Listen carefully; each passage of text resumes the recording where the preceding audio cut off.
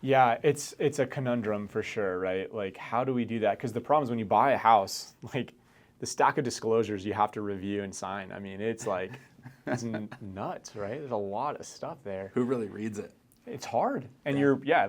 you're buying a house. It's like you've now got a mortgage and penalties potentially, and you have to know what you're signing. So it's interesting because you're like, okay, now I have to add on this other thing about this whole nother situation that I wasn't even aware of. I was trying to buy a house, but now I have an HOA to deal with, right? It's a lot. It is tough. It's super hard. That's the thing. It's like, I think there's so many variables in it. That's why it's hard, because maybe it's a little bit of legislative, which you're right. Right now, Kiowa states that you must have a reserve study policy, right? And that policy could state we're gonna have a reserve study done every 20 years, right? If that's what they decided. Most policies I find aren't like that though. But that's a great step. So then what's the next step, right? Well, we're finding that I think what you and I are trying to get after is the amount of pain and suffering, like truthfully, it does cause to be special assessed, to have to get a loan. Loans aren't bad, but to get a loan because something wasn't covered properly. Like when you had a roof that you just knew was gonna fail and neglect caused you to not be able to pay for it. That puts a burden financially on people, right? Financial stress causes grinding of teeth. It causes sleepless nights, right?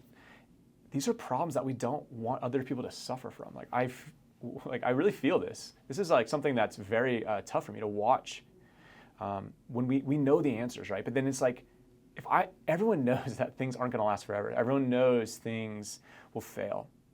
So the problem is not the knowledge of it, it's actually just the emotional, it's the psychology of it. How can we actually say to everyone, look, we understand you don't want to pay for your reserves right now. We get that.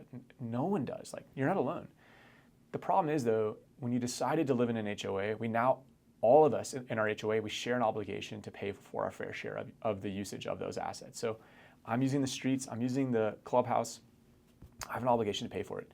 But my only obligation should be to pay for the years that I live there. If I live there for 2 years, just pay for those 2 years. What's quite unfair is that if I just move in and I have to pay for the last 25 years. Or what's quite unfair is if I get off and don't have to pay anything, and then I move out and then someone else has to pay my bill, right? The bill that was never paid.